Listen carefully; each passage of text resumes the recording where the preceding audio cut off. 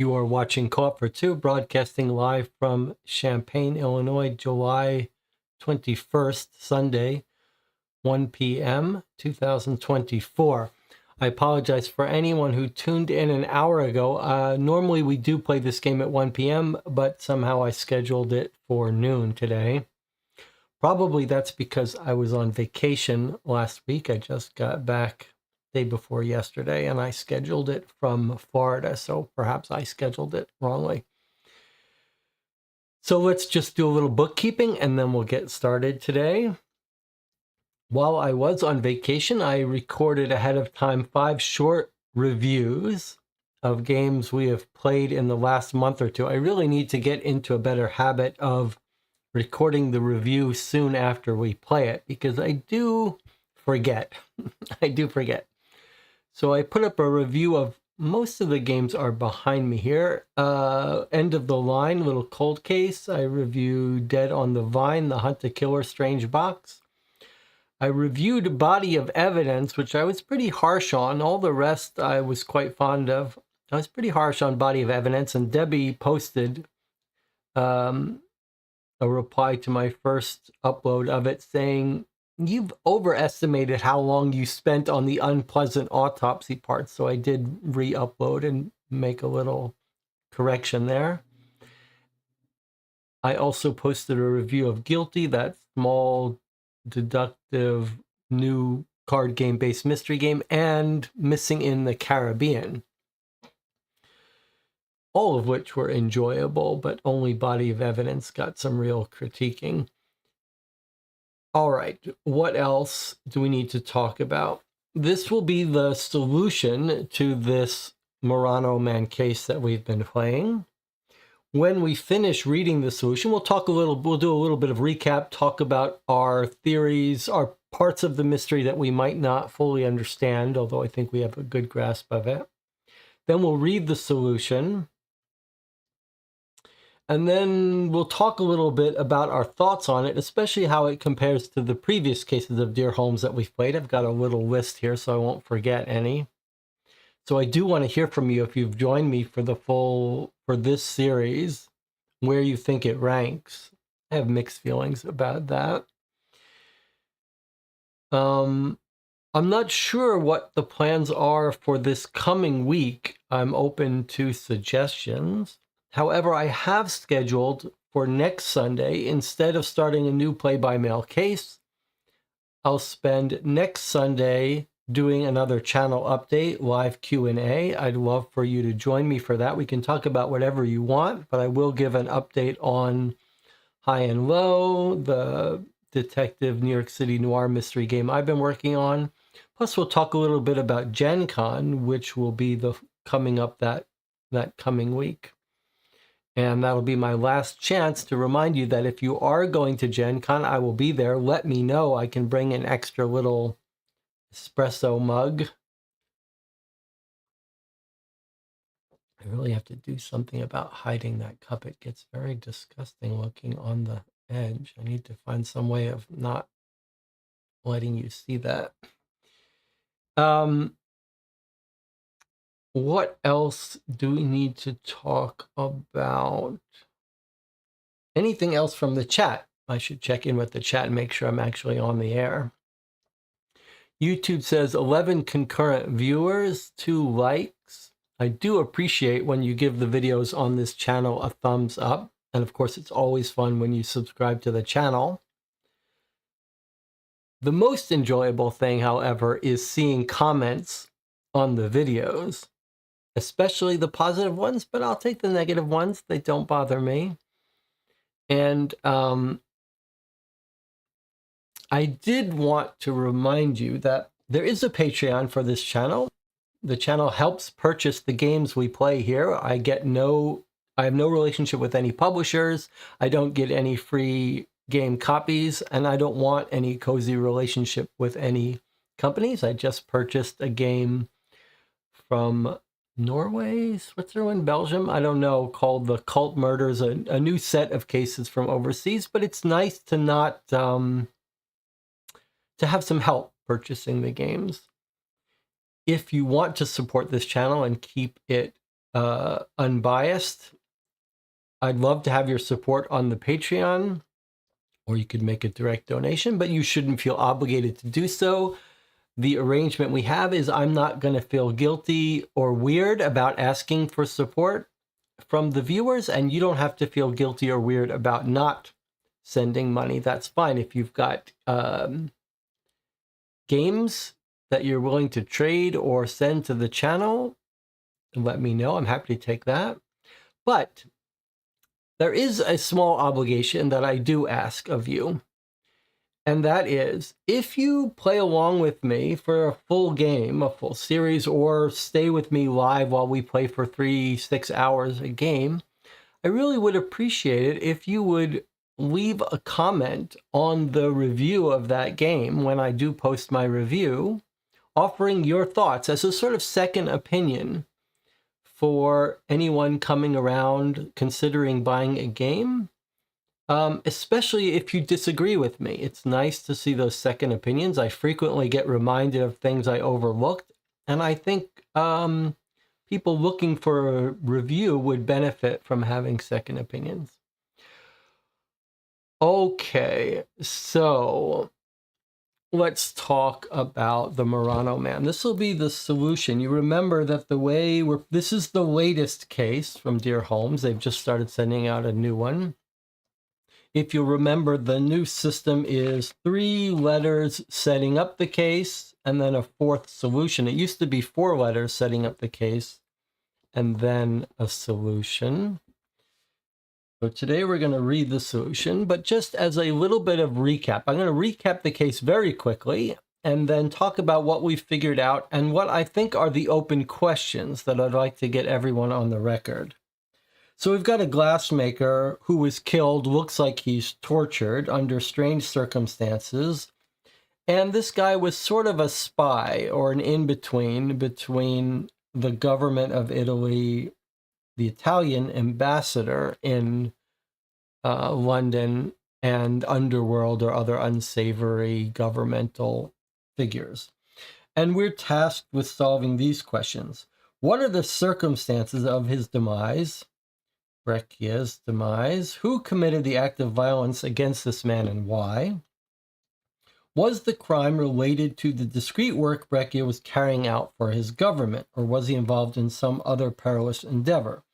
And we did learn along the way that he slept with some gangster's daughter, got her pregnant, and then they think he may be cheating on her, maybe married.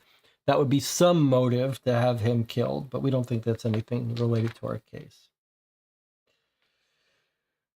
So we find him in his glass-blowing shop next to a foundry, and he looks like he's been tortured. Fingers have been cut off, a blow to the head, bruising, etc. And we picked up right away that there are some weird glass tubes that he's been blowing, some in empty wine cases, a weird note that looks like he hid it in the glass shards,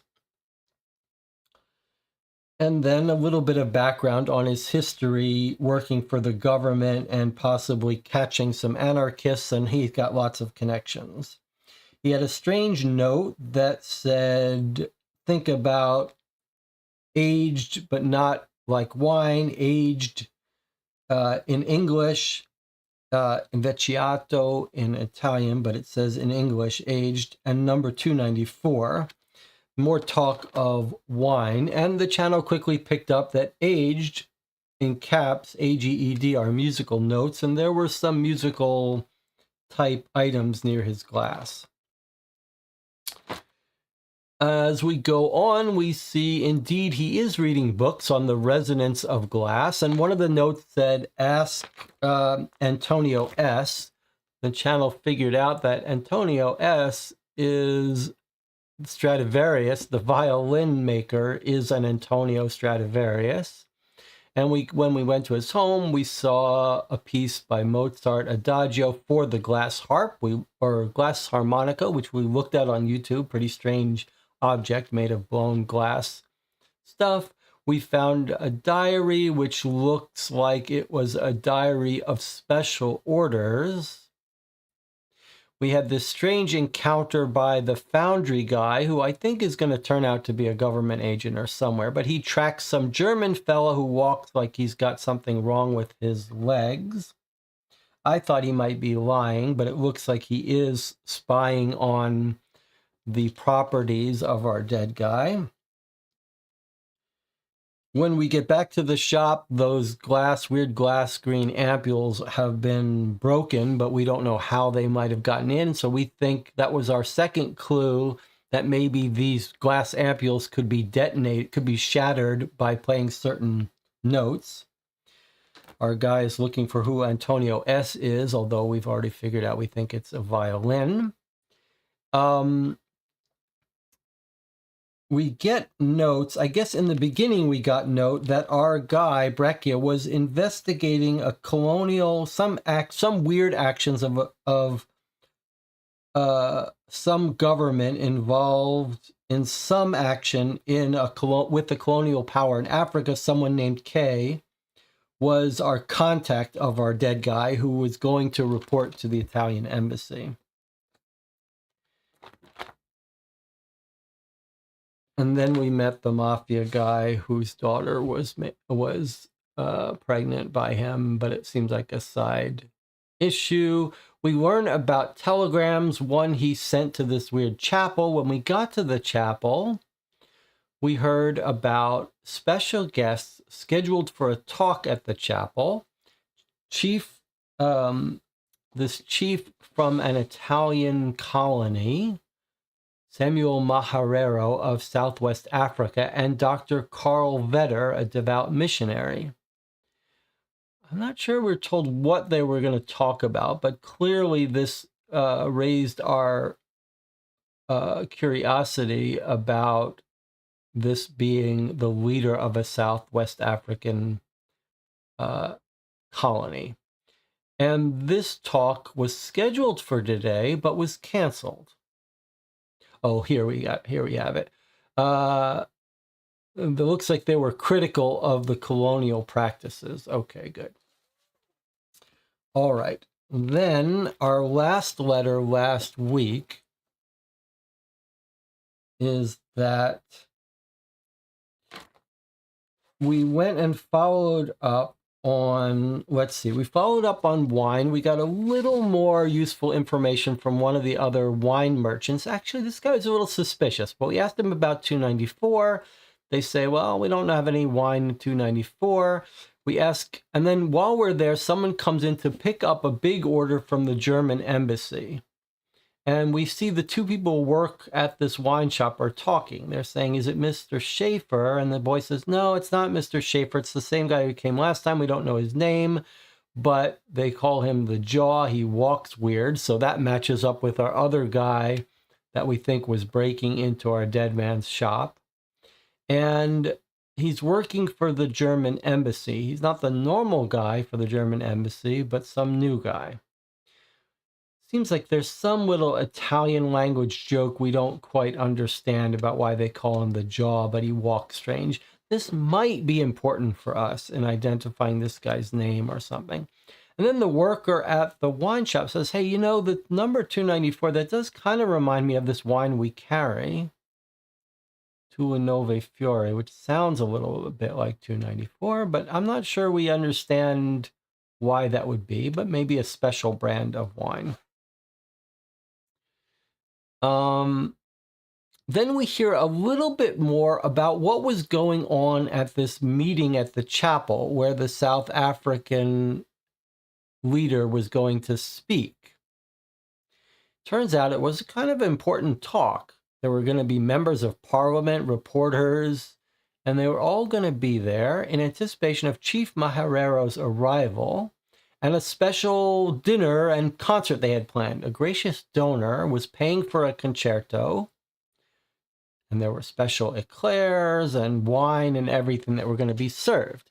Now, we're going back a day. Before this concert and meeting was due to happen, we're told that our guy who died, Breccia, sent a telegram. And the telegram says, Maharero and Vetter must not speak. Their lives are in peril. Say nothing. Cancel the lectures.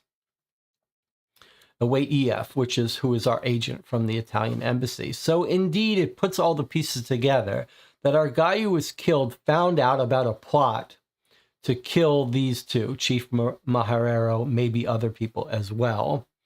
And he was killed to get information about that.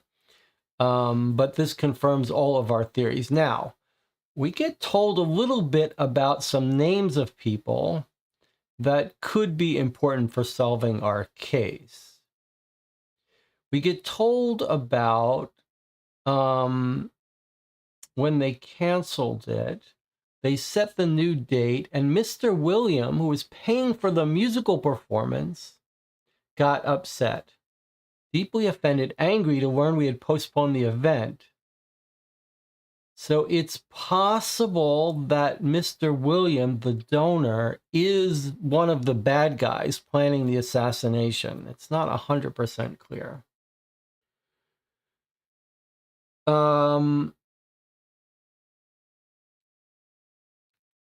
So then we know this guy doesn't quite know what the 294 is, but we find the list of orders for our glassblower at his office in more detail. And we notice one of them jumps out to us. Wilhelm Klein, which is another name, German name for William, commissioned no less than 20 glass ampules, no larger than the palm of one's hand, on June 30th, marked as completed by our glassblower, but didn't have a date when he handed it over or said it, whatever. The address was a building owned by the German embassy, and some notes about how the glass ampules had to withstand particular range of frequencies. And a date they had to be delivered by, June 31st, which was the date of the talk. So all of the pieces fall into place with the idea that an assassination is being planned on the chief of this West African colony. And the assassination was to take place on June 31st or August 1st, whenever the talk was scheduled. And these glass ampules are going to be used in the assassination attempt. One of the unanswered questions for us is whether it was poison or an explosion. And we'll talk about that in a second. But they've hired our glassblower to build these ampules that are going to be put in wine bottles, we think, to either be triggered by music to shatter, and then either as part of a poison or as part of an explosion. We're not sure. But that's the plan, and that's the person. Here is our bad guy, Wilhelm Klein. Now, our agent also discovers that the dead guy, Breccia, the Italian embassy agent, had actually sent him something, but it got waylaid in the mail. It does eventually arrive now, though, and he looks at it. He opens it up, and it's 6 complete and brilliant green glass ampules. So it looks like our glassmaker figured out what was going on and sent these to his contact, us, to look at. We look at them. They're double-ended, formed from a tube of dark green glass, all the same length, about 3 inches. Differed in thickness. Now, that's important.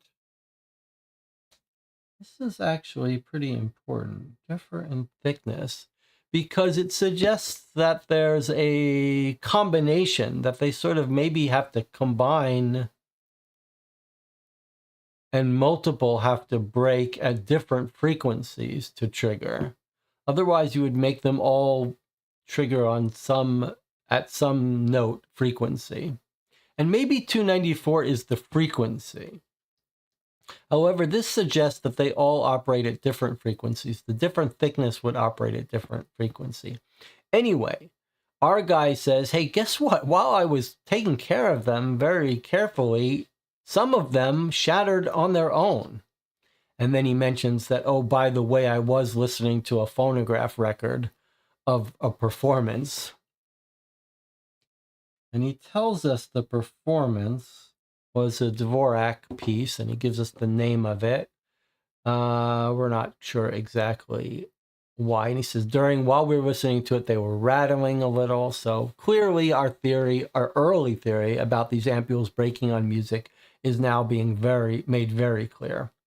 Now, when they did break, he could smell a sweet aroma and some pieces of paper. We don't really understand what that sweet aroma is. Whenever we hear the sweet aroma, we kind of think of poison, but obviously our glassblower did not poison the ampules he sent to us. So it's either a totally red herring, that it's sort of a process of blowing the glass. It's sweet, or maybe he was, I'm not sure, but clearly our guy wasn't poisoning the ampules when he sent them to us. In fact, in this case, the ampules held some secret messages, which was my original theory on our first letter, that these ampules were being used to smuggle messages. In this case, that's what they are being used. So he must have written letters in all different orders, whatever. And the channel actually figured out that if we remove there were bits of paper scattered amongst the piece of glass. We think this means that the papers were in the ampules, but it's possible they were at the bottom.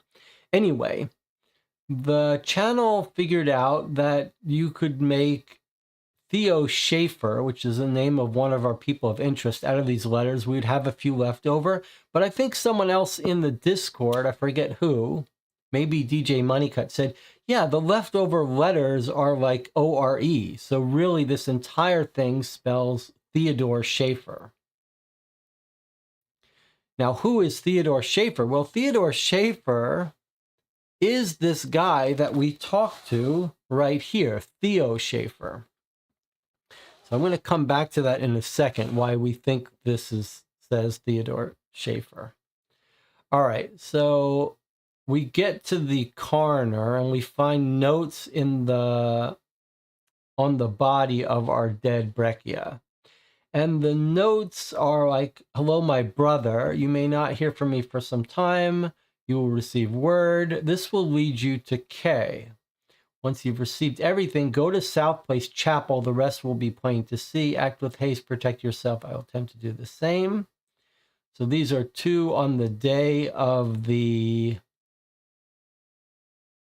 his death and of the meeting. We think these are things he's going to send. And here's a note he was going to send or did send to Kay. We're told that Kay is his informant, his secret informant that's telling him about this attack. So basically, I think he was going to write to us to tell us that this information that he's giving us is going to lead us to Kay. And then to Kay, he's saying, you've done a great service. Okay. So Kay is his contact that has told him about the attack. Now, a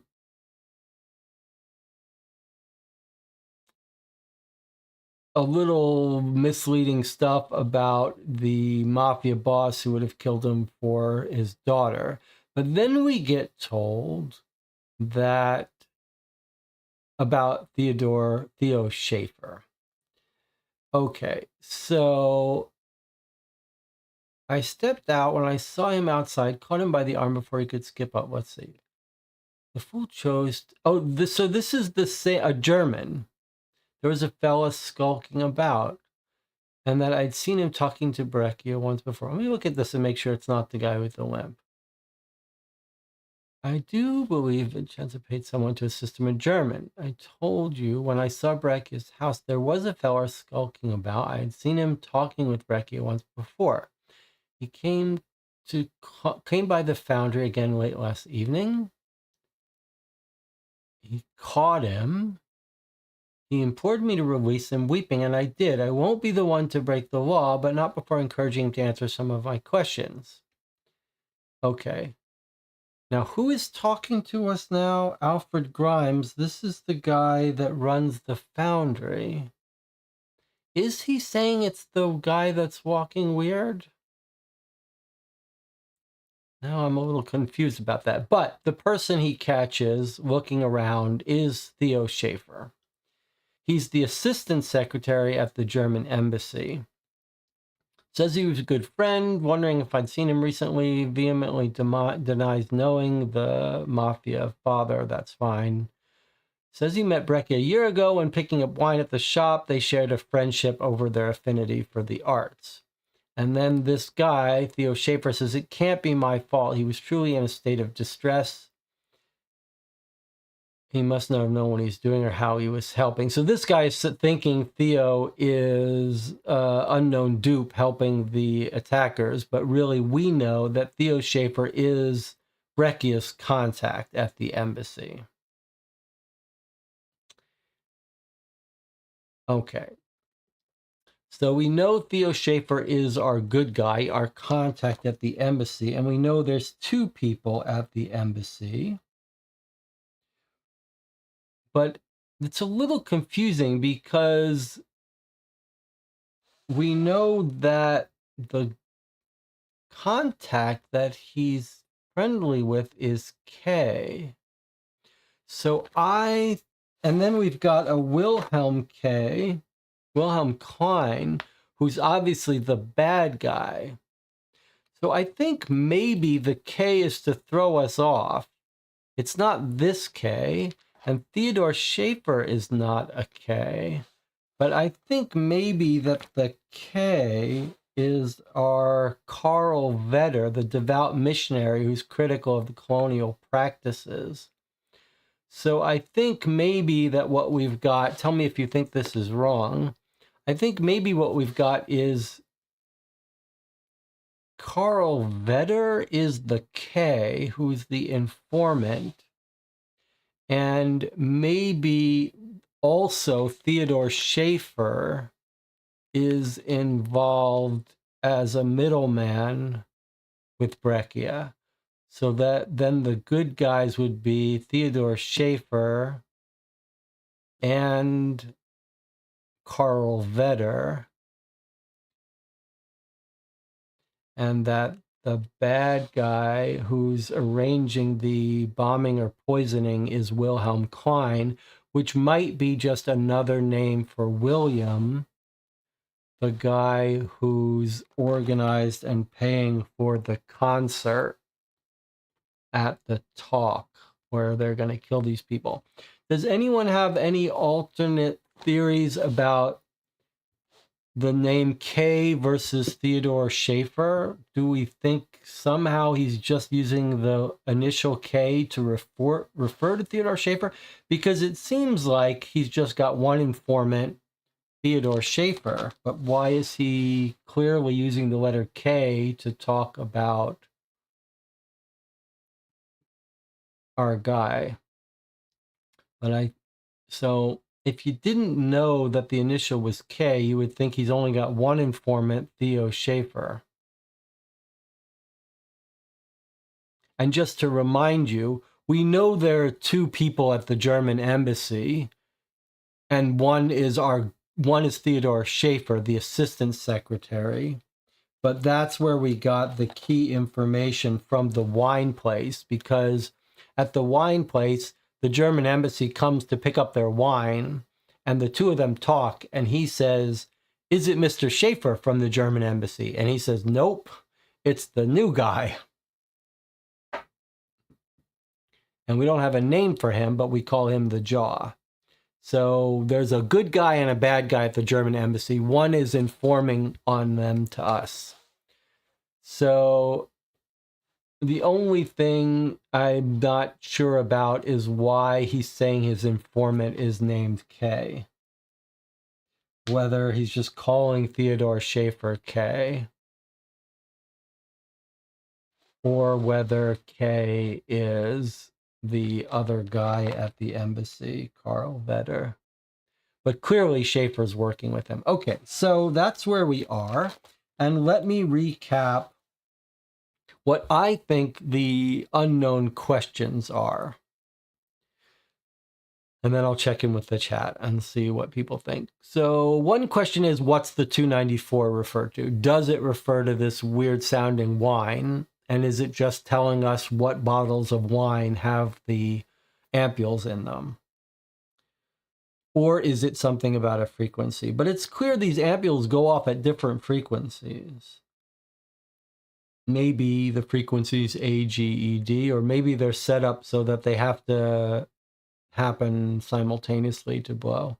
Okay, the second question is, what's in the ampules when they break? Is this poison? Is it explosion? So in either case, you could imagine a kind of two-part solution, like an epoxy, where two ampules in a bottle of wine had to both break in order for the two things to mix. And you could get an explosion that mixed when the two chemicals mixed could blow up. Epoxy, even just epoxy chemicals heat up, whatever. But so it could be a two-part bomb or a two-part poison. We don't know. We don't know whether the attackers want to blow up the whole place or just specifically assassinate specific persons. If you thought it was a particular assassination, then the name of the wine would make more sense. Like, put it in the 294, that special kind of wine, and serve that special wine to the people you want to kill.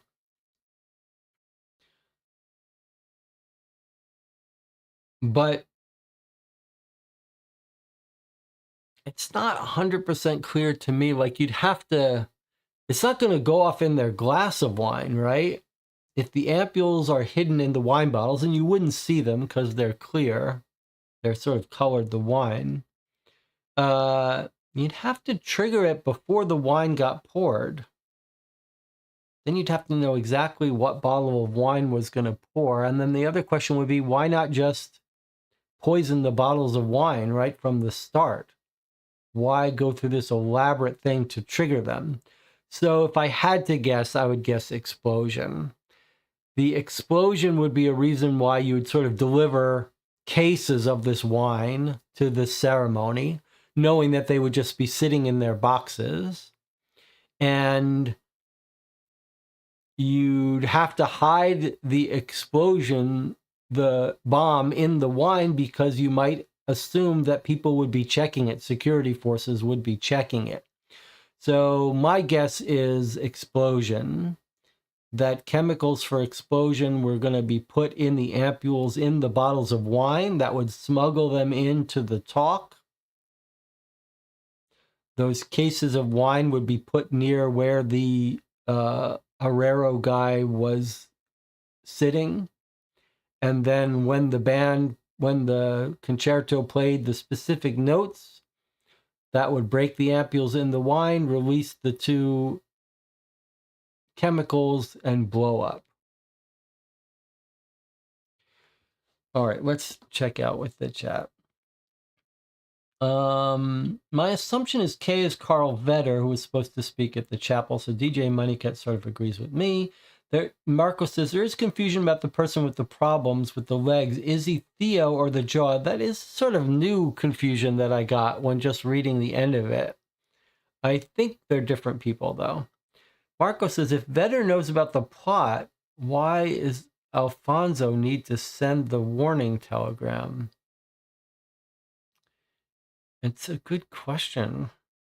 Another question is about the first message in Italian for the misery, probably is a threat note from Vincenza, not related to the main case. The first message in Italian for the misery. I'm not sure I know what you're talking about. Are you talking about... I mean, there was the red paint thrown on the wall. You need to be more clear about this for the misery note, because I don't remember that.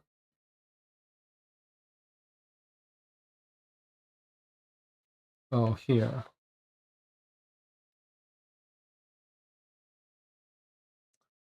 So here's what Marco is saying.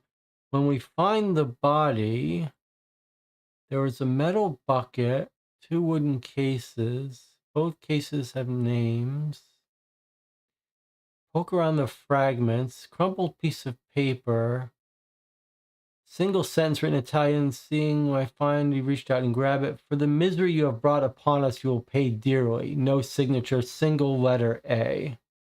Yes, I think this is about the daughter that he knocked up. Can we thought A might be for anarchists, but let's find out about Vincenza, the family. Arturo Vincenza, yeah, it's A for, so that's our red herring case.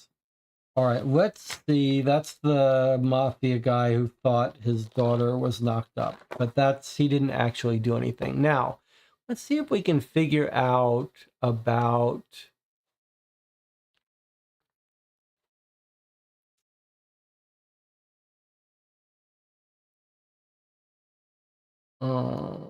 Alfred Grimes. I will transcribe it. Alfred Grimes.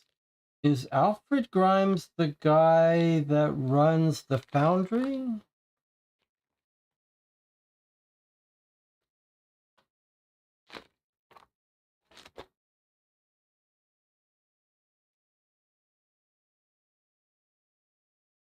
Left for me by Alfred Grimes. Okay, let's see what Grimes says. Spectre for Sally. This is from Alfred Grimes. So I learned some things. I may have found your criminals, more than one.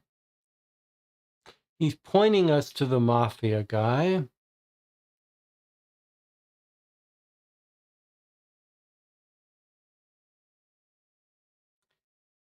He's wrong about what happened, but let's see. Okay, I do believe that Vincenza paid someone to assist him, a German. I told you when I saw you at Breccia's house, there was a fella skulking about. I'd seen him talking with Breccia once before. Well, it happens he came by again.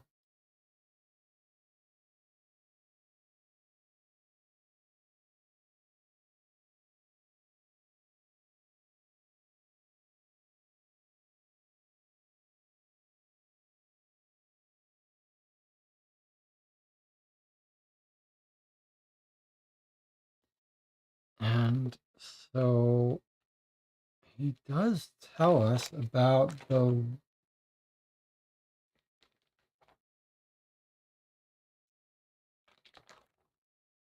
Let's see. Alfred Grimes, the person who works adjacent, says the German fellow walks like he's got something wrong with his leg. Caught him peeping in the shop, tried the door, and then came to his house. Okay, so if that's Theodore Schaefer, then maybe we need to read Meet with K, discuss commission.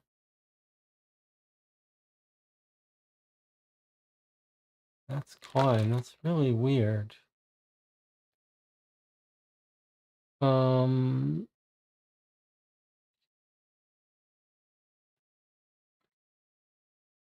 All right, let's read what they say then. Now I want to reread about at the wine shop.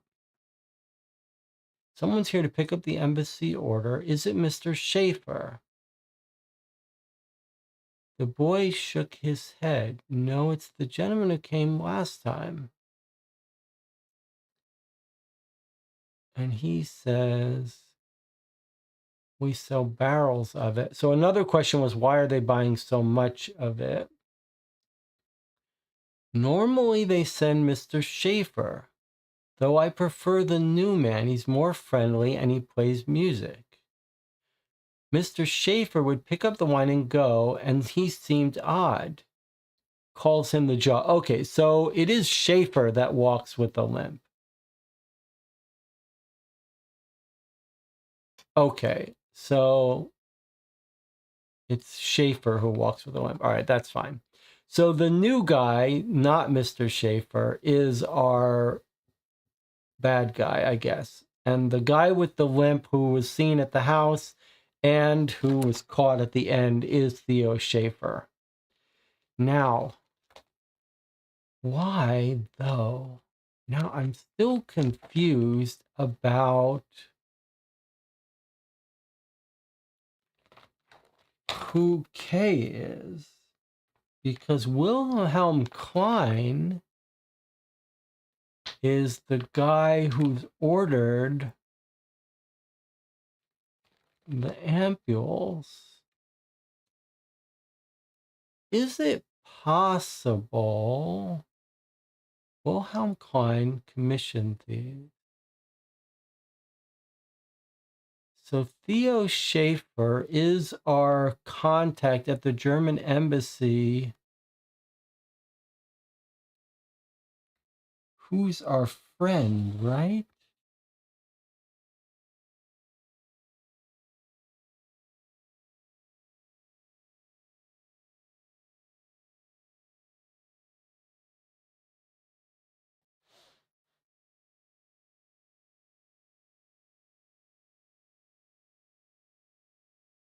And his name is in here.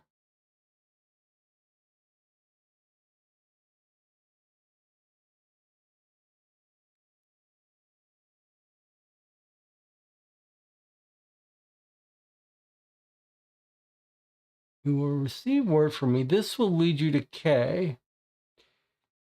This will lead you to K, and this is the information that should lead him to K. So I guess maybe we should assume that Theodore Schaefer is K. And we don't know why.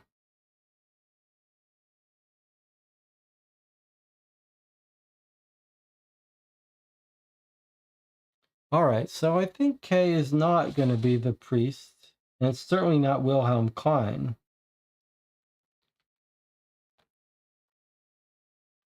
But somehow he's calling him K. I guess he doesn't want to refer to him by his real name.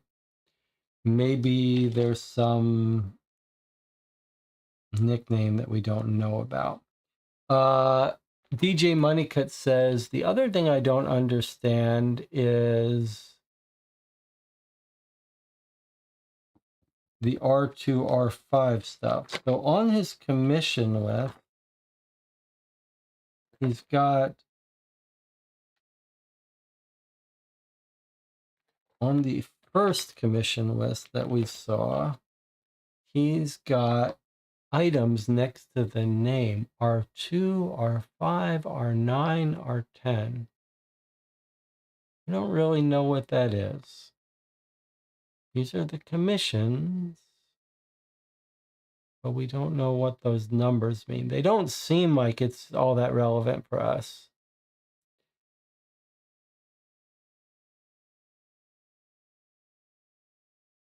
All right, so if we look at what we're told to answer, let's see if we can answer this. What are the circumstances of Senor Breccia's demise? Okay, he was killed.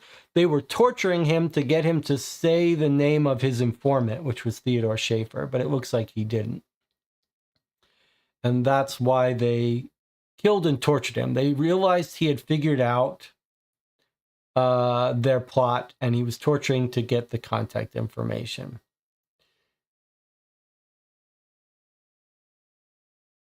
Was it related to the discreet Breccia was carrying out for his government? Yes. And it wasn't the sleeping with the woman. So I guess we know the answers to that. I think it must have been explosion, not poison. But I'd be interested to thinking what the group thinks. And I think the 294 must be that alternative wine, saying what bottles have the explosion in it. It's the embassy order. We don't tell what wine they're getting, right? He doesn't say, although you'd think he would speak up if they were ordering the same 9 flowers wine. Maybe it is frequency, I don't know. All right, now, and then as far as K, I think K must be Theodore Schaefer's name. Now, let's see with the chat, because it looks like DJ, it looks like there's some real disagreement here. DJ Money Cut says, meet with K to discuss commission lines up in his diary because William Klein was one of the commissions. Couldn't be 2Ks, could there? Marco says, probably K is Klein and Brecky is playing along with him as a spy not to be discovered. And if I had to pinpoint a killer, I would say the Jaw. These are sort of opposite answers than mine. And it is tricky. So if you believe that Klein is, so we get two different theories. First of all, let's make sure that we have got this Jaw part right. Just so everyone's on the same page. The Jaw is Theodore Schaefer. There's no doubt about that. That this paragraph is telling us that there are two people from the German embassy. One is Mr. Schaefer, who's not here to pick up the wine this time. He normally comes. This new guy is a piano player, but Mr. Schaefer is called the Jaw, and Mr. Schaefer, Theodore Schaefer, walks with a limp. And Schaefer is the guy who tried to come by Breccia's apartment and was caught, and then came by his work. And when he came by his work, he gave his information. I'm Theodore Schaefer. He explains how he became friends with Breccia, and he didn't know he died. And when he's told he's died, he freaks out. And our guy says, hey, if you want, you can stay in my place, but surely the killer's not going to agree, but he did agree. So it's very clear, just so we're all on the same page, it's very clear that Theodore Schaefer is called the Jaw and does walk weird. And I think Anne is coming here and seems innocent. So I wonder if there's some reason why a nickname of the Jaw in Italian would result in the letter K. It's not clear. The other German embassy guy is a piano player, but that's all we know about him. We have no other description of him.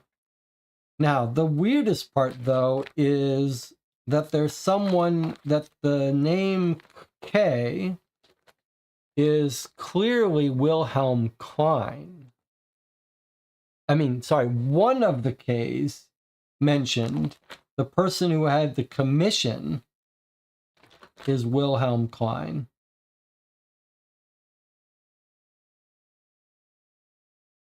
Which he doesn't refer to as K here. It's just William Klein. But as the chat pointed out,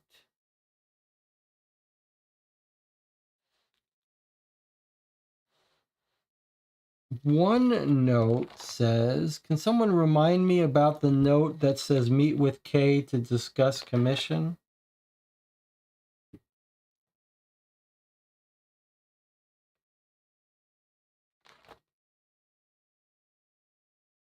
We know of two Ks. One is the missionary, Karl Vetter, and one is the person who commissioned this thing.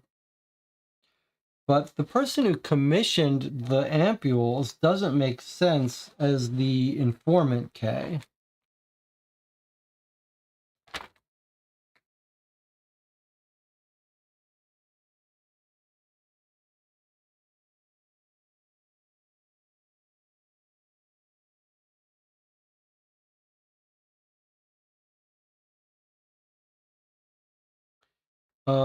Where does the note say meet with K to discuss commission. Does anyone remember?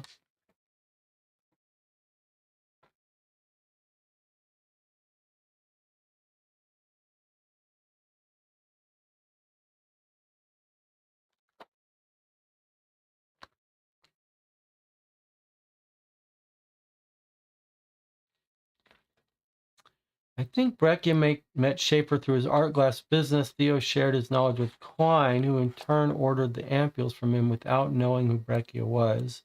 So Theo realized the ampules could be used for and communicated this to Breccia, who took action to prevent the attacks. I mean, it's not related directly to embassy business. I don't really.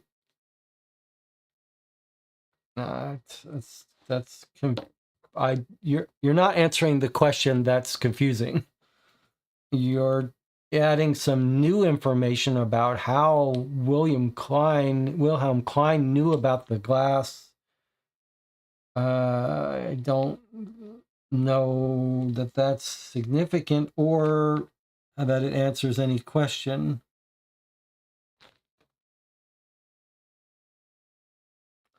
Where is the note about speaking with K about commission?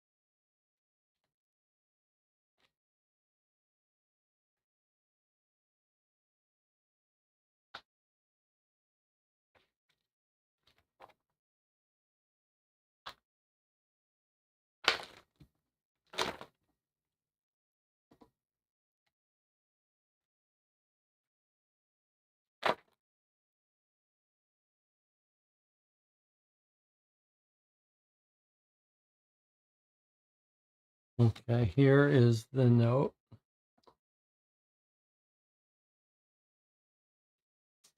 We go to his house. He's got his book, 2 entries for that date. A reminder to order more cigars. Meet with K, discuss commission. I detected no other entries referring to K, but I did jot down a number of names from a list near the back. This is his special commissions, commissions speciales. Okay, so here's what I think. I think he was writing a note to himself saying, meet with K, Theodore Schaefer, to discuss commission. It's just a coincidence that William Klein has a K in his name. I think he's actually still was planning to meet with his contact to discuss the commission K. And I think K is Theodore Schaefer. And I think we're just being the game is trying to throw us off the trail by calling Wilhelm Klein.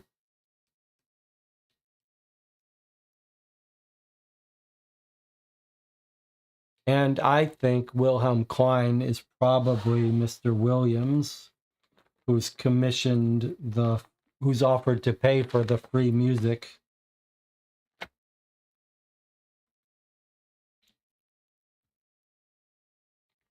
But that might not be the case. Okay, so it sounds like we have some real disagreements here. So let's see if we can't get everyone on the record. We've got our official questions, which we can answer first. What are the circumstances? I think we all agree that Breccia was killed because the German embassy, the bad guys in the German embassy, figured out he was onto them. Not clear exactly how, but that they killed him to try to torture him to get information about who's the spy in the German embassy, who's leaking information. Probably once the talk was called off, the German embassy bad guys realized we've got a spy. And so that's when they tracked down the glassblower, tortured him, and killed him. Okay, so that's that. And we believe the chief bad guy is, well, okay, let's get to that in a second. Was it related to the discreet breccia he was doing for his government? Yes. It's because he had a contact and was telling the Italian embassy about a planned attack. Okay, now, then we've got questions of our own. Those questions are, who is K, the informant that Breccia is working with? Is it Theodore Schaefer, or is it the religious leader Vetter, Karl Vetter, or is it Wilhelm Klein, the person who commissioned these ampules?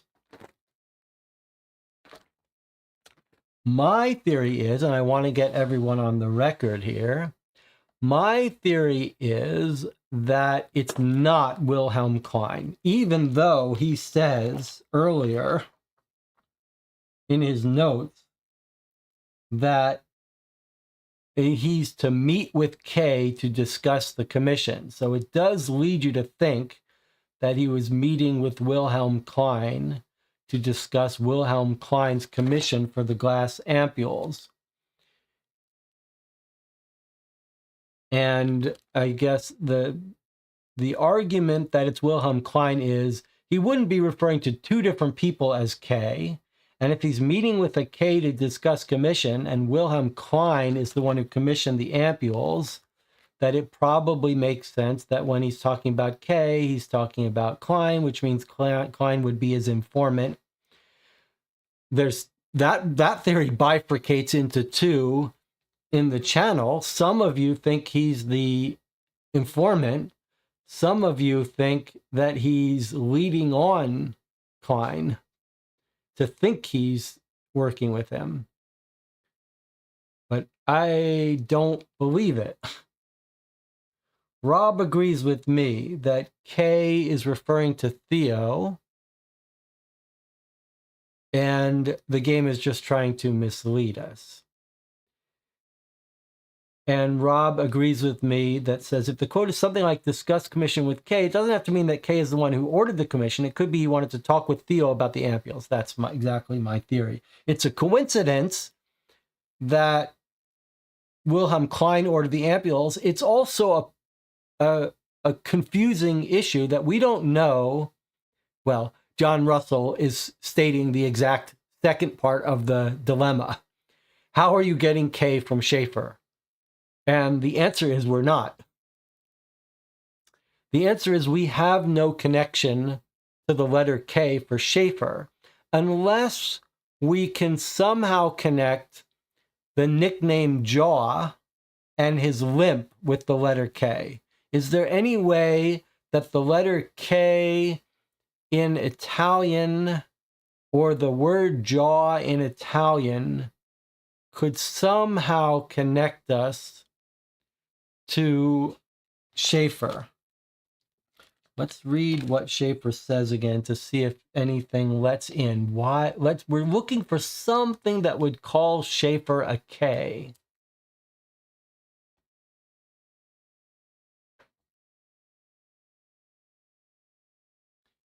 He's the assistant secretary. He was a good friend. Met a year ago while picking up wine. They had an affinity for the arts. Can't be my fault. I figure he must have known, and this is our guy, and this person who's writing to this letter is drawing the wrong conclusions, but he's clearly saying this guy was very sad. I think it's just meant to throw us off. I have to assume that Theo is K, but we don't have any reason why he would be called K. The reason we think he's K is because it seems very clear that our guy Breccia is friends with Theo Schaefer and hid his name in these bottles that he sent to his friend. That says Theodore Schaefer. So it seems clear that he's trying to tell us about Theodore Schaefer. And here's what he says about the fact that he's going to communicate his name. He says, my brother, I think he's talking to us, I'm afraid you may not hear from me. You will receive word from me. This will lead you to K. So we think this is a note. It's a little unclear, but we think this is a note from Breccia to us. And he says, I'm sending you something that will lead you to K. And this is the secret message that he sent. And we believe this says Theodore Schaefer. So we think he's saying K is Theodore Schaefer. Although there's a whole bunch of leaps we have to take to believe that. It's possible he's pointing to a bad guy and K is the bad guy, but here he is writing to K, we think. We think these are from him, not to him. And we think he's writing to K, or was going to send this, but was killed before he could have done so. We think he was sending this to Schaefer saying we shouldn't meet again. Okay, so that's our belief. That's my theory. Rob seems to agree with me. If we haven't convinced DJ Moneycut and Marco, they both believe that Klein is K.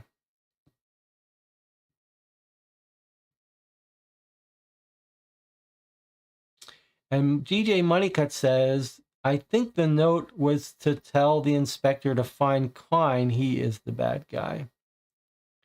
And Marco seems to think something similar. K is Klein. Klein is a contact, but not the informant, which is Theo. It's an interesting theory. I just think that Klein is clearly the bad guy to me. He's commissioning these ampules. He has to know what they're for and when they're for. Okay, so that's my theory. And that the game is just being very cagey, another musical term,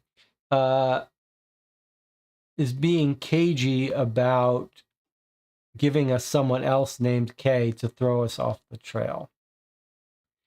All right, so now, my last question to you, not an official question, but my secondary question to you is, what's the 294? I guess multiple questions. What's the 294 refer to? Is it poison? Is it a bomb? Or is it something else? So what's your theories? If you've been playing along,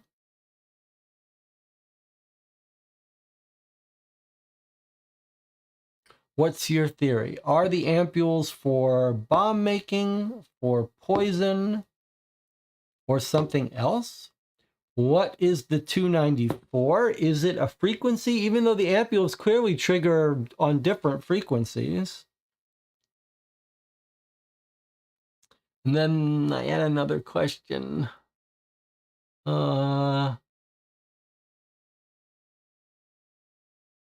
Maybe I'll think of it in a second. Marlene says K is Klein and 294 is the frequency for D. Maybe that's the final frequency that triggers it. Marlene also thinks Klein is K because didn't he also pay for the music? Well, Mr. Williams paid for the music. But you could imagine that Wilhelm is another name for Williams, and so they're the same person, possibly. I think that is reasonable. Rom says, it's not poison. That would be stupid when they could just poison the bottle contents directly. DJ Moneycut is leaning towards 294 being the frequency, but maybe it's a specific piece of music.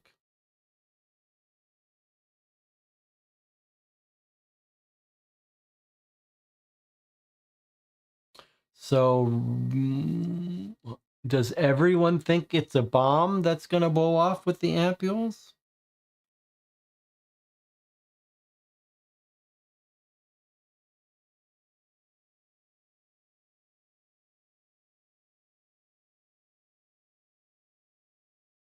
DJ Moneycut is saying, I'm going to say something else. Okay.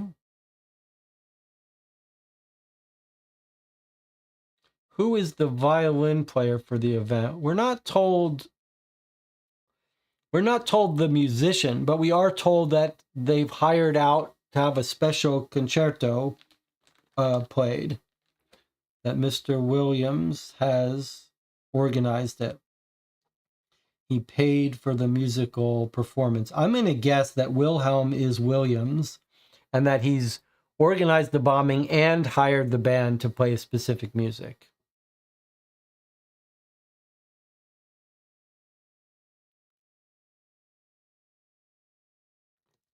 What was the third little... I thought of some other extra question.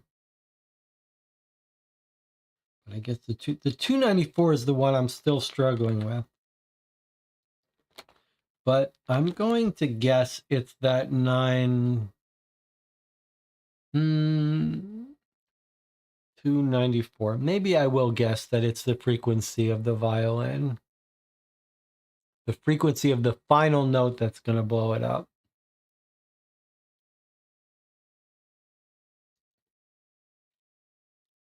Who actually did the killing?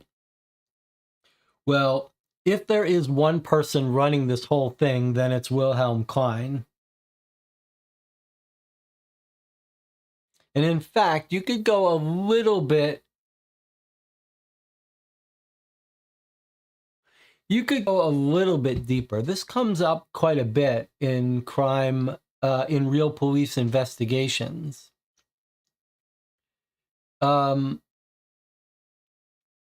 Which is, you ask, was there a break-in? Did the murderer break in? And when the murderer didn't break in and the door is locked, then you say the victim must have known the killer. And so you might imagine that the killer was someone known to the glassblower, which might make sense if it was Wilhelm Klein. But might he not fear Wilhelm Klein because he knows he's a bad guy? But maybe he didn't think he found out yet. So I'm going to say the actual killer is absolutely someone working for the people involved in the plot, but we only have one person that we think is chiefly involved in the plot, running the plot, which is Wilhelm Klein, who commissioned these glass. So I'm going to say that the killer is Wilhelm Klein and any associates, but probably him personally. Carissa Sousa is here. I don't remember Carissa speaking up before, which is great. It's always to have new people. Carissa says, I think the killer's Klein to reveal who the whistleblower was in the German embassy. That's right. I think we all agree that he was tortured to get him to reveal the name of the informant at the German embassy. And I think another little piece of the puzzle that we figured out recently, which feels right to me, is that what's happened is our guy, Breccia, sent a note to force the cancellation of the concert because of the danger. And as soon as the concert was canceled, that's when the bad guys realized we have a mole. We have an informant. And so that's what triggered them confronting Breccia, saying, we know that you figured something out. We want to know who told you. All right, so it sounds like the channel is split on Klein, on K being Klein. Split a little bit about whether he's the bad guy. And split on the 294 and split on how the actual murder is. But I am on the record saying K is Schaefer, not Klein. Wilhelm Klein is the bad guy. He's probably also aliased as Mr. Williams, who arranged the music. He's certainly the mastermind behind the plot, probably the directly involved in the murder of Breccia. And my guess is that it's a two-part explosion.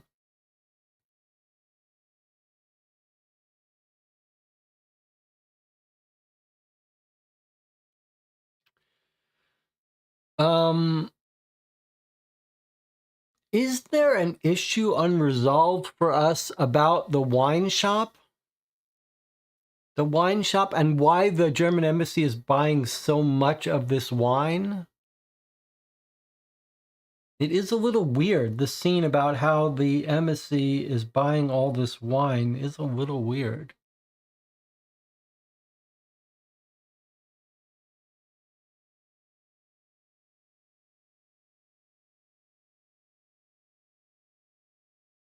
If I had to guess about the 294,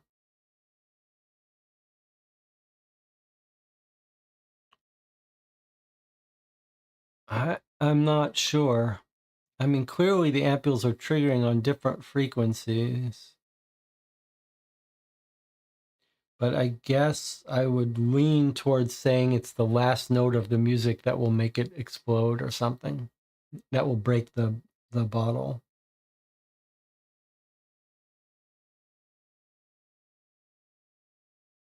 Maybe it's the last note you have to really hold for a long time rather than the specific bottle of wine.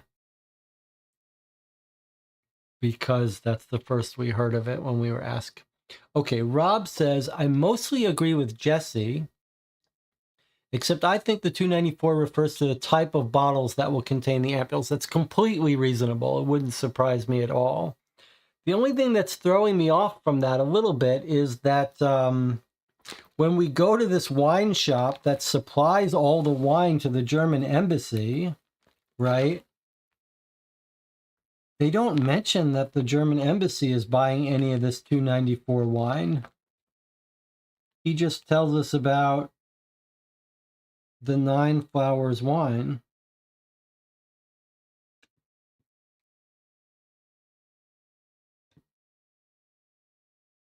So that's the only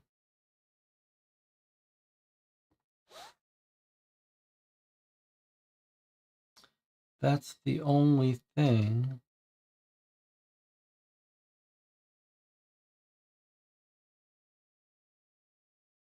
He tells us about the wine here. We ask him about the wine.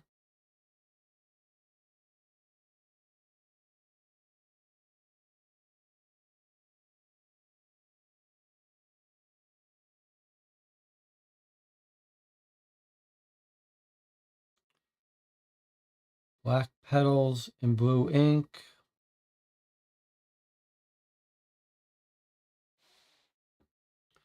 Yeah, so I'm not sure about the wine.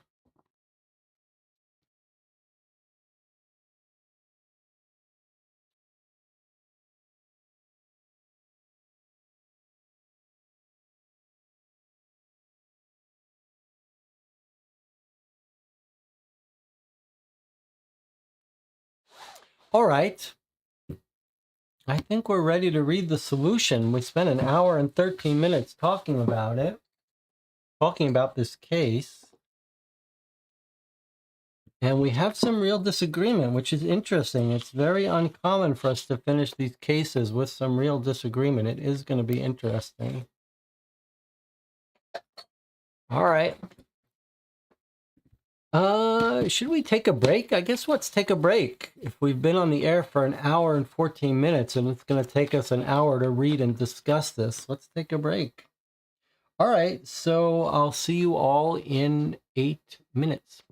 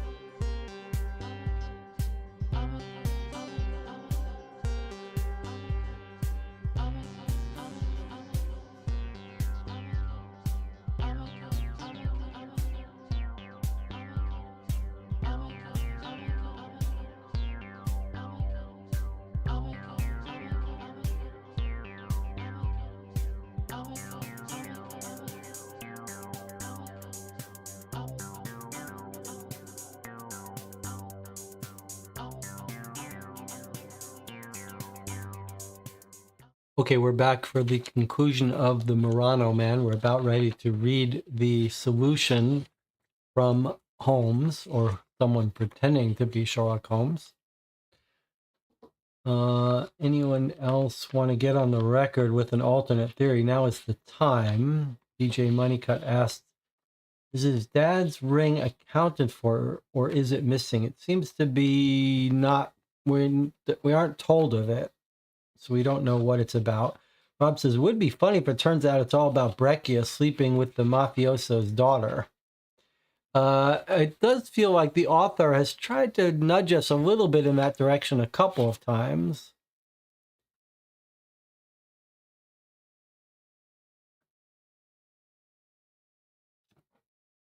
Do we need to consider this?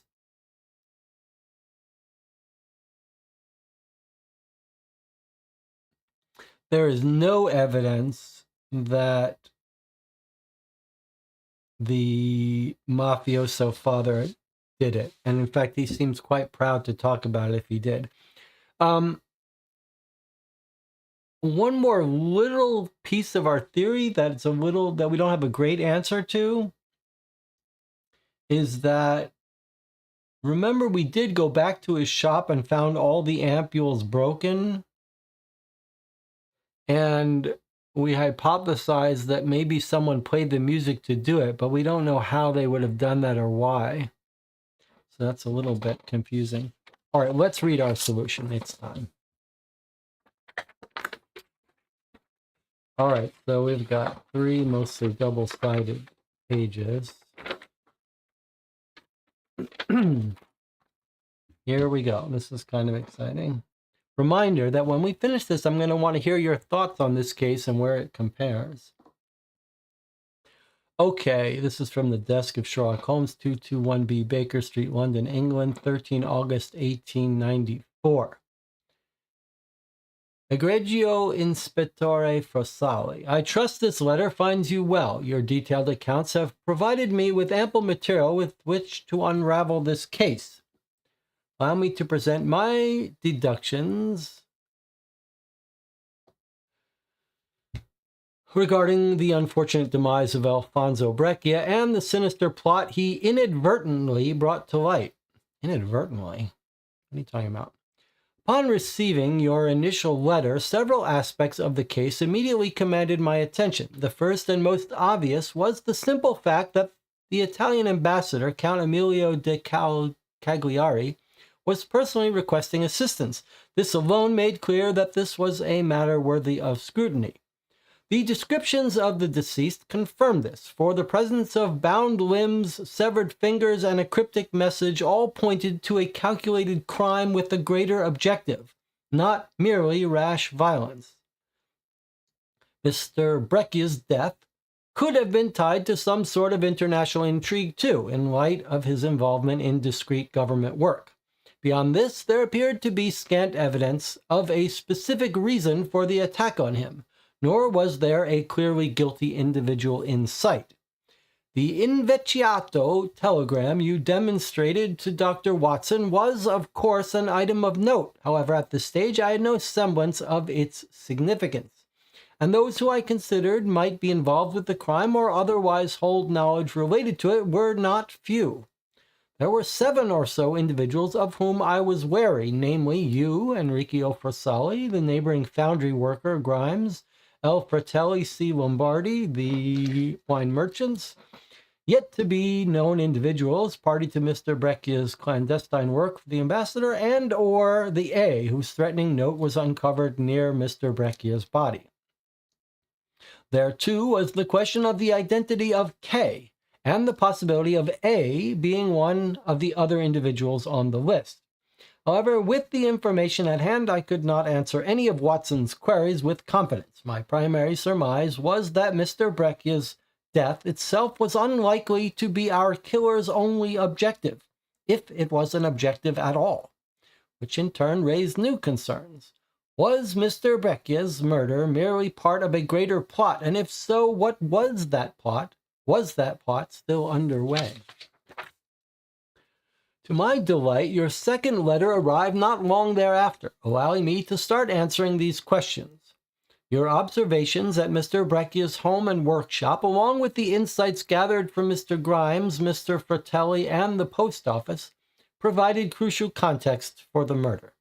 They also provided us with a number of candidates for the roles of K and A. The books you observed at your friend's home, coupled with the presence of his beloved Stradivarius, indicated profound engagement with the acoustic properties of glass. This interest in sound and resonance raised curious possibilities about the true nature of his work as a glassmaker, not to mention the odd glass ampules present in his shop. On reading of it, I hypothesized that his violin was key to the strange message Mr. Breccia had sent you. But I will return to this in due time, for your discovery of his journal provided a wealth of information as well. Thankfully, you thought to record it prior to the recent thievery. The first remarkable feature was the entry dated August the 1st, which concerned a rendezvous with K, related to a commission.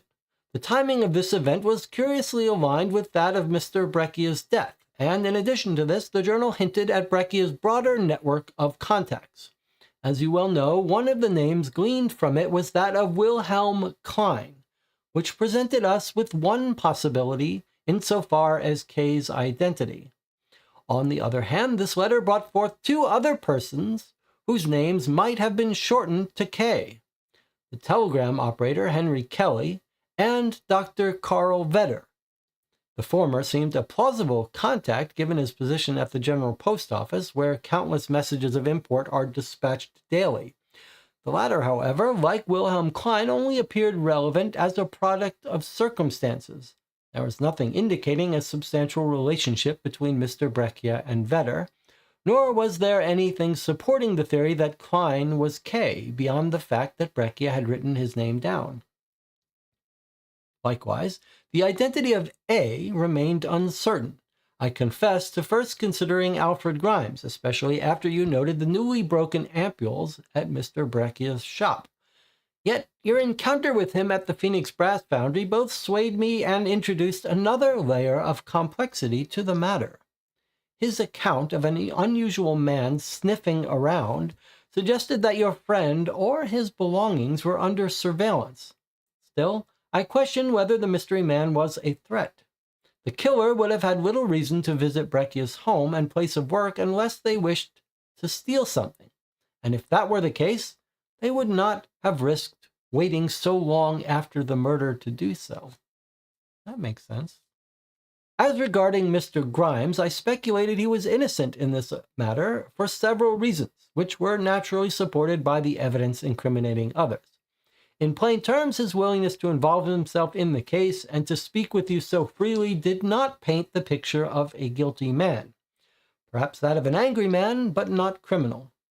I grew all the more certain of this on reading of your conversation with Luigi Fratelli and learning of Arturo Vincenza. The winemaker's account of Vincenza's anger and the implications of Mr. Breccia's relationship with the man's daughter swiftly gave rise to two thoughts. The first, Arturo Vincenza is most likely A.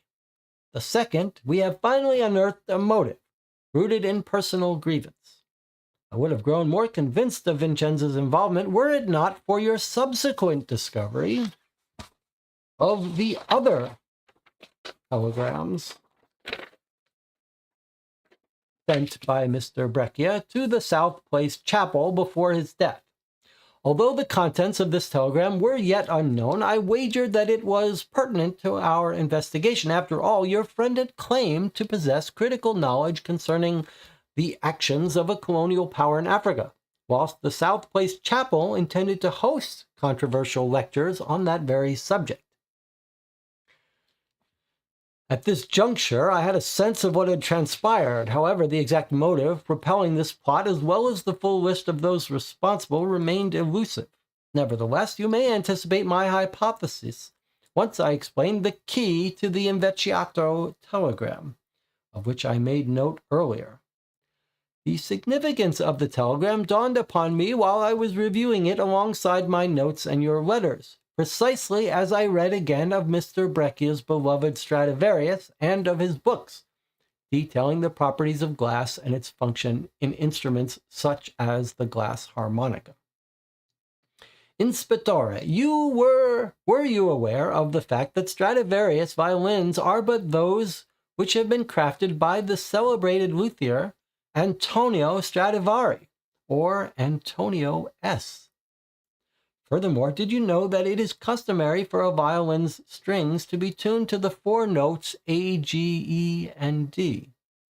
I urge you to consider your friend's telegram anew with these facts in mind.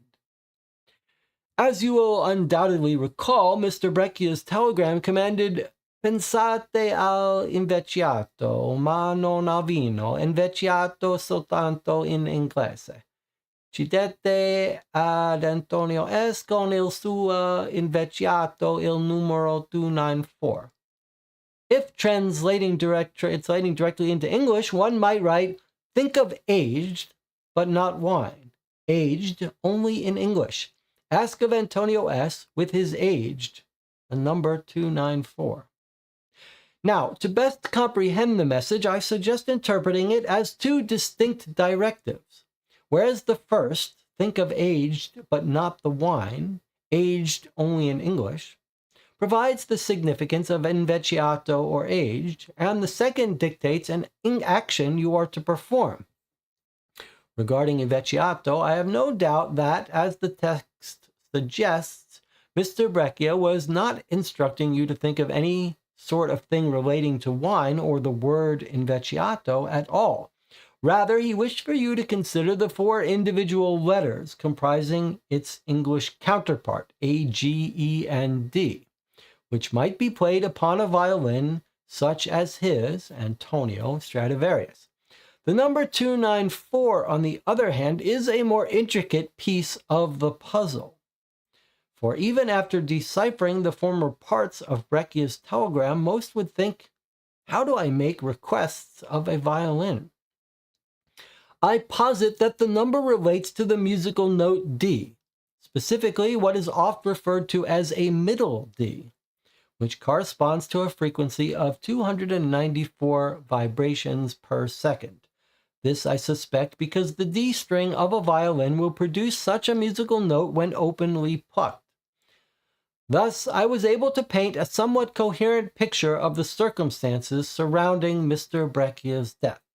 But many questions, including our culprits' identities, remain unanswered until I read your most recent letter. In summary, I knew that Breccia claimed to have consequential information, which was likely related to the lectures at South Place Chapel. He also sent an urgent message to the chapel in the days before the contentious events were postponed. Following this, he was assassinated. This suggests to me that he had been silenced after sending a warning that delayed the chapel lectures. Yet, what was he trying to avert with his desperate act? And had he truly disabled the threat, or was it still imminent? Similarly, Breccia's reasoning was not clear. If my theory was correct, then why did he want you to produce a middle D note using his Stradivarius? I considered the possibility of an altered violin, which would reveal a secret compartment upon its strings being plucked. But that seemed both impractical and overtly simple in light of the cryptic directions your friend sent you. Moreover, any aficionado of music would consider it sacrilege to alter a Stradivarius like so. Instead, I figured that Mr. Breccia's secret was concealed elsewhere in a glass waiting to be released by the Stradivarius with its AGED. Here lies the significance of the glass ampules. It is my opinion that the first shattered ampules found by Dr. Watson at the shop were the result of Mr. Breccia's experimentations. He meant to identify the thickness of glass that would vibrate just enough to burst when exposed to sounds of a particular frequency and volume. The intended frequency, needless to say, was 294. The volume was likely less precise, but upon reading your latest letter, I estimate approximately as loud as a standard phonograph. The arrival of that letter, dated August 10th, proved indispensable in unmasking the entirety of this plot and in answering all lingering questions about the identities and motives involved in Breccia's murder.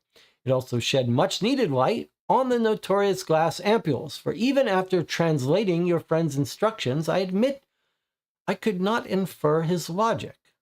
The fact he was trying to communicate an urgent message by such elaborate means made no sense, unless he had involved the ampules for a distinct purpose. This your letter helped me to perceive. I shall divide this, the conclusion of my analysis, into 3 sections, encompassing the information obtained from your visits to Carlo Lombardi, Monsieur Daniel Conway, and Mr. Breccia's vacant home and workshop, respectively. 1. Carlo Lombardi, purveyor of wine. Your meticulous recounting of your visit to Carlo Lombardi's shop offered pivotal insights. At first view, Antonio Kemp was a plausible candidate for both A and K, and his theory regarding the phonetic similarity between 209 Fiore and 294 was quite striking. Still, my understanding of the 294 message, along with the other information we possessed, indicated he had nothing to do with the crime. That is not to say your conversations with him were of no use, because the small details he shared with you, relating to Mr. Schaefer and the new man, were integral to my hypothesis. I was not wholly convinced until reviewing Monsieur Conway's statements and the rest of your letter, but I know now the new man who sometimes lingers and plays music on the piano was Wilhelm Klein, who appears to have an affinity for things musical. Though his name may suggest otherwise, Mr. Klein is not K. Instead, I would look towards Mr. Schaefer, who struggles to walk and is known as the Jaw, or Der Kiefer in German. Theodore Schaefer, who I expect remains at the Phoenix Brass Foundry with Mr. Grimes, is not only the person who was looking for Mr. Breccia, but also the informant who helped him foresee and thwart an unbelievable orchestration. Wilhelm Klein, known by Monsieur Conway as Mr. Williams,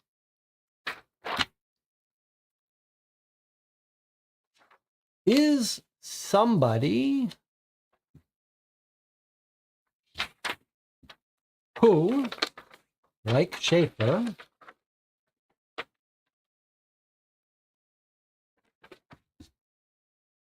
is associated with the German embassy. However, I suspect intentions are less pure than his interest in music.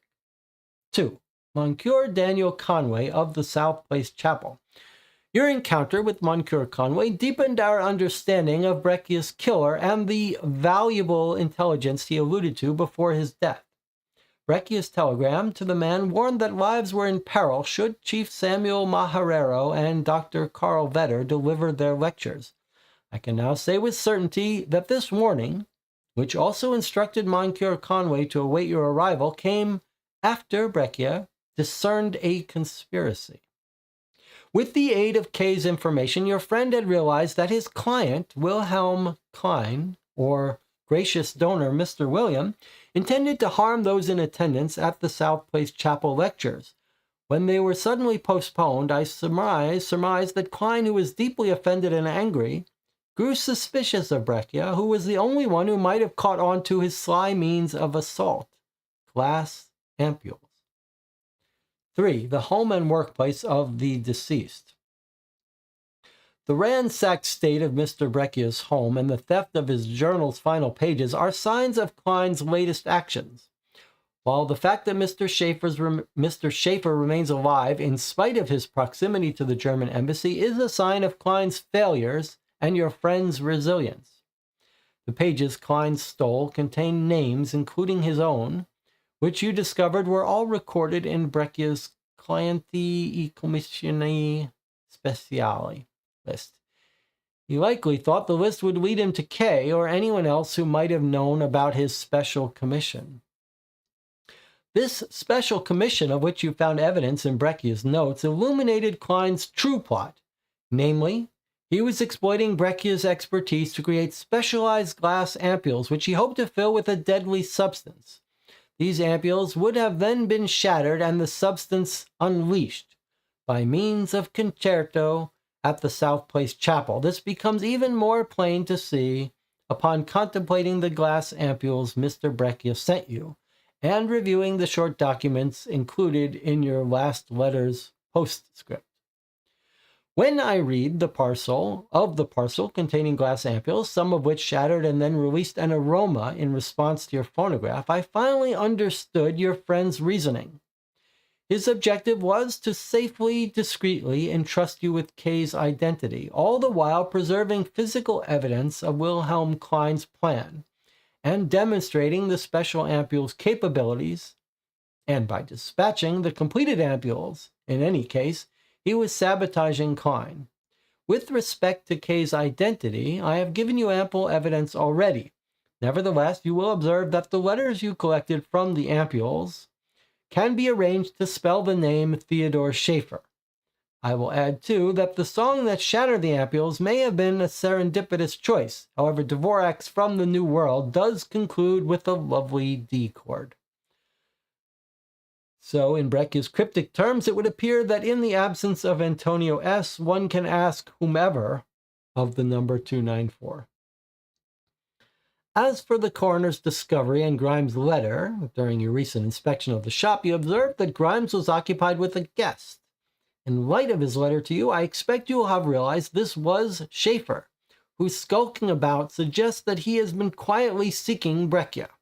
His distress upon learning of the death and his willingness to remain with Grimes come as no surprise, as the notes found by the coroner tell us that Breccia was unable to deliver his final directives to you and Schaefer.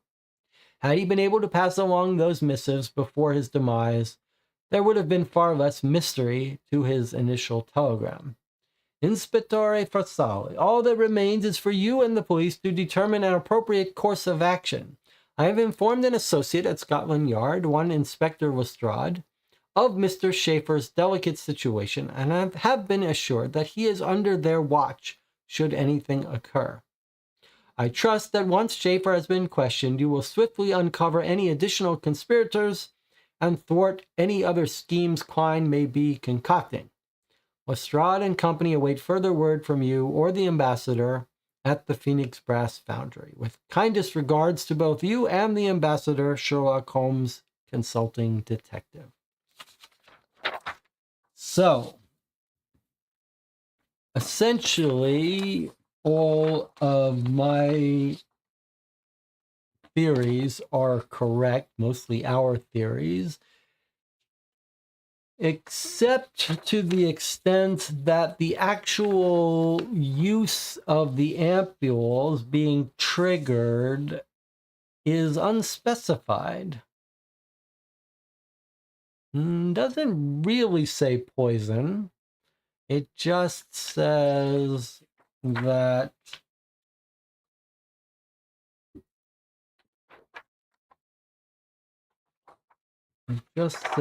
they were going to be unleashed. But we were right that Wilhelm Klein was Mr. Williams. That was a nice combination. And those of us who believe that K was the name for Schaefer were correct. And in fact, this was our theory was, it did give us the answer for why the K made some sense. And it was exactly a theory that I had proposed. I proposed that there might be a reason connecting his nickname with the letter K, and that it might be connected to the jaw. We talked about it, but we never followed through on it. But you know why? Because we said Italian, and we should have translated the jaw to German. And if we had done that, we would have seen jaw mapped to Kiefer, and that might have been the clue. So we made a tiny little slip up in not exploring this more, but we came to the right conclusion. We just would have gotten an extra underline, and perhaps we would have brought the rest of the channel along to this theory of Thomas Schaefer as K if we had thought to translate jaw to German. Now, it is weird that we aren't told about the actual plan with the ampules.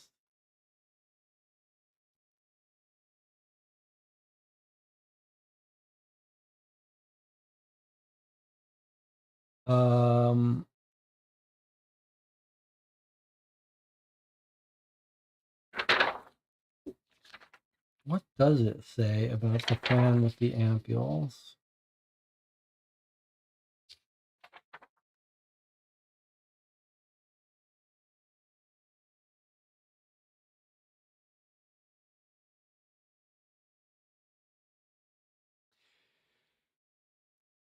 Specialized glass ampules, which he hoped to fill with a deadly substance. The ampules would have been shattered and the substance unleashed. Yeah, that's weird. I guess the closest connection is to say that's poison, which we thought about. We just didn't seem likely. Why don't you just put the poison in the wine if it's just poison? So I wish that had been explained more. And then I was right about, or I mean, really, it's the channel's original suggestion that 294 was the frequency of the D, but as the channel is now discussing, that doesn't seem very convincing. So let's see what Rob says. Ampules did contain poison. That's supremely ridiculous. Why on earth would they complicate a simple poisoning like that? Breccia's method of communicating via ampules on 294 was crazy. Inspector had no way of deciphering this message, and in fact, the inspector did not understand the message. That was a fail. Carissa says, I agree. Rob, why commission the creation of the ampules if they just want to poison the wine? Surely you can just dump the poison in the bottle. Rob says, feels like this case was made too complicated for its own good. Okay, well, let's talk about it, and I am curious to see where you think it fits in. So this was an interesting interesting mix of difficult and easy, because very early on in this case, in the first letter, we surmised the whole idea was to put ampules in the wine and trigger it with music to make it shatter. So sort of the core part of the plot we figured out right away on the first letter, although I thought it might be for hiding secret messages. And then the side distraction, the red herring of the mafia guy killing Breccia, was never very convincing for us. We sort of ruled that out right away. So we solved the big pieces, the important pieces of this mystery almost immediately. But the issue of who is K and who were the two Germans was much more interesting for us. And I think we spent most of our debate time working on that. And it did throw people. And it's a really interesting, like it created an interesting dilemma where we had this K and we had this Wilhelm Klein, and we had this very carefully worded thing that was designed to throw you off, that said, meet with K to discuss commission. That really made you want to think that it was Wilhelm Klein. But we did come to the right conclusion on that. Well, some of us did. And then the combining of Mr. William with Wilhelm, that was all nice. And then the game did make use of a technique we've talked about quite a bit, which is you can create an interesting case by creating an implausible solution. And it did that twice. It did that with the 294, and it did that with how the ampules were actually supposed to work. And the reason that created such a lively debate on the channel as we talked about theories is that the actual answer was unconvincing. We didn't rule out poison, but it seemed implausible. Explosives seemed a little bit implausible too, but it's not, it is a technique that you can make a mystery create lots of debate by having the actual answer seem silly and implausible. That's kind of what we got here. That it's poison, but it's overly complicated poison. It's hard to think of why you would really need to do that. In fact, using ampules to trigger poison at music seems like it's the exact opposite of what you want. You'd have a very high likelihood of having the poison trigger after the people have drank their wine. So it doesn't really make sense, but it did create lots of interesting discussion. And the same thing with the 294. That was a very interesting idea, and it gave us some side. Everything had multiple potential solutions in this case. There were multiple A's, multiple K's, multiple motives, multiple possible informants, multiple ways that the ampules could be used. And the 294 was another one of these. And again, it didn't really make sense that the 294 was part of the message. In fact, it almost seems like a very dangerous thing to tell the person about 294. Like you could play that sound and trigger the poison. So a little odd there. DJ Moneykit says, I liked a lot of parts of the case. The contrast between the grisly hardboiled setup and the rather fanciful stuff about the music and frequencies was jarring for me. Rob, was why create such an elaborate and unrealistic way to deliver poison only to deploy it inside a bottle? They could at least have made it poisonous gas hidden inside the room or something. Well, I mean, my theory for the explosives felt much more plausible. Like you have to open the wine anyway to put the ampules. So my theory was they need to smuggle explosives into this meeting, into this gathering. And you can't just send bombs in. Let's assume there was high security. They should have said there was high security checking everything getting in. So what do? You order some cases of wine. You take one case, you put it at the bottom of the pile. You open all the bottles of the wine. You put the ampules full of explosives in two-part explosive mixture, right? Half of the explosive liquid is in the bottle and half is in the ampules. You cap them all up. You seal away those bottles of wine. Maybe you schedule for those bottles to be open at midnight, at the end of the evening, the dessert wine or something. And then you send them in, and the inspectors inspect them. They say, okay, it's just more wine, let it in. And you've got now big crates of explosives. You can't drink them. As soon as you tasted it, you'd know it was you would know it wasn't wine, but that's okay because your intention is not to have anyone ever get to those bottles of wine. Then sometime in the evening, the band plays and it blows up the entire case of explosive, two-part explosive. So we're going to retcon this story to use my explosive system.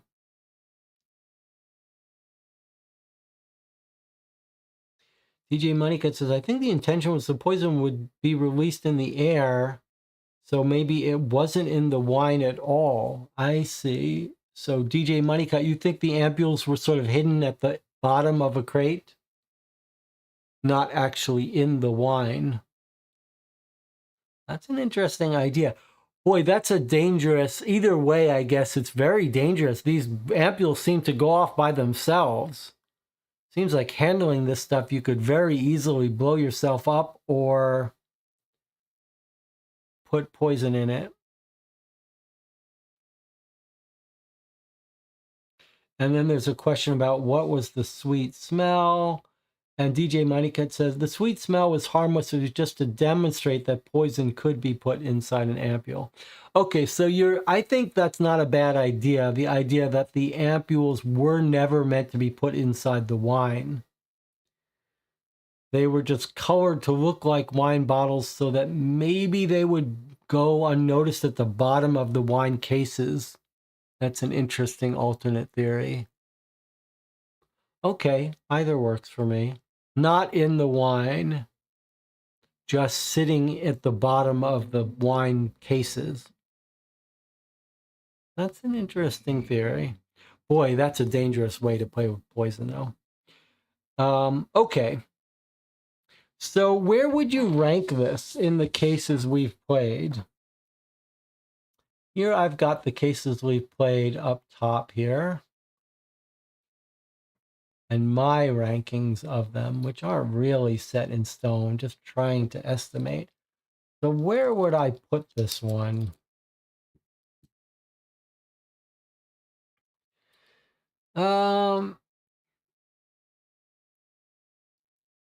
Let me think. Is it better or worse than Wonderland Garden? Is it better or worse than The Curious Affliction of Mr. Brown? The Stolen Relic. Don't give away any spoilers for any of these. I'm just trying to think. I guess I'd probably give it a 7.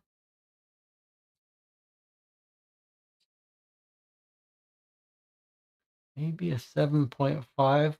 My favorite part about it was definitely the K. The way the game tried to throw us off K. The rest of the case felt like we figured it out. I also did very much like the part where I thought that guy was lying to us. Okay, Rob says, I would rank this pretty low, but not the worst, somewhere in the middle. Sounds like, Rob, you might be also on a 7.5.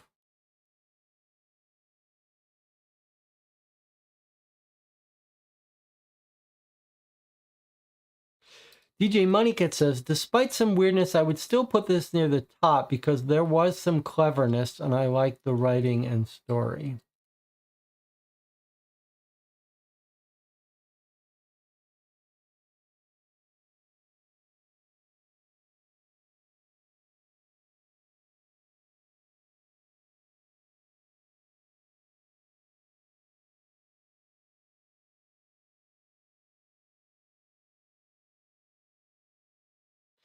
I don't know. Maybe I'd put the Yuletide. Maybe these would be 7.5s too.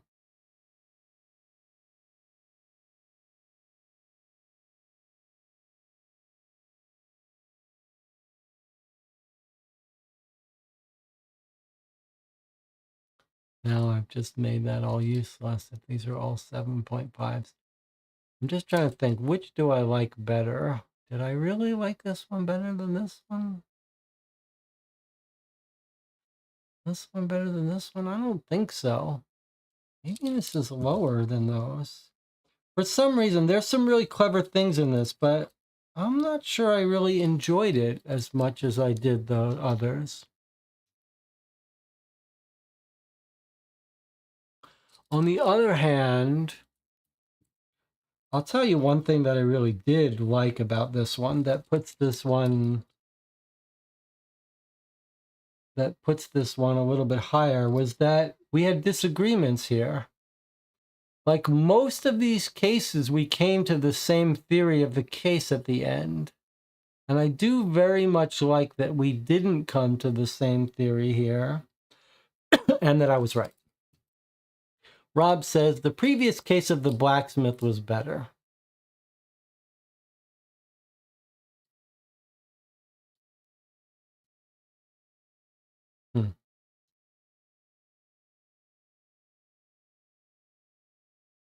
Tricky. Marco says, all considered, I think 7 is the right rank for me. This might be a case if you were playing alone. Well,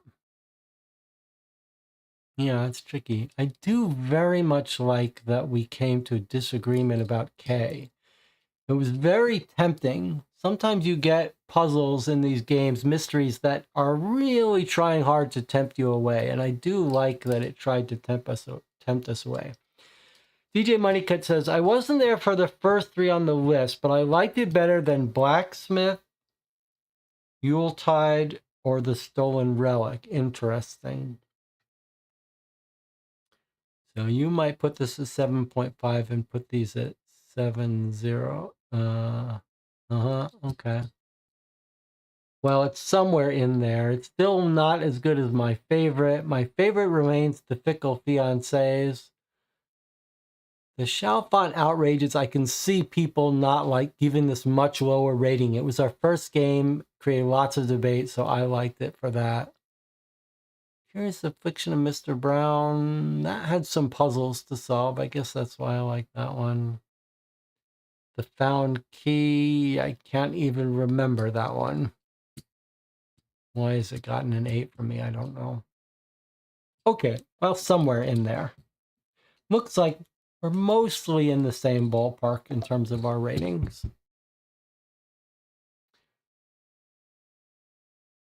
The boat one was Wonderland.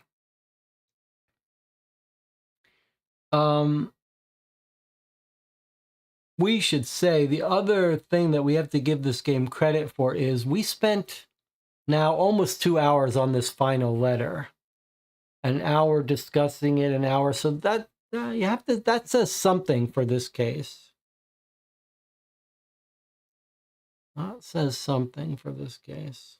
I'm going to stick with my 7.5 for here. I just don't know if my others have to get upgraded to 7.5. Okay. Well, I had a blast. Next week will be a channel update, the 14th channel update. I really hope you can join me for that. Maybe we can talk about Dear Holmes, our plans going forward, other play-by-mail games. I will have an update on High and Low, the New York City noir mystery game, which I'm working on play-by-mail support for. And we'll talk a little bit about Gen Con, plans going forward. We're going to do some longer multi-part streams soon. If you enjoyed this video, I hope you'll subscribe to the channel, give this video a thumbs up. Thank you to the Patreon supporters who help pay for this subscription and everything else. All right. I'll see you next time.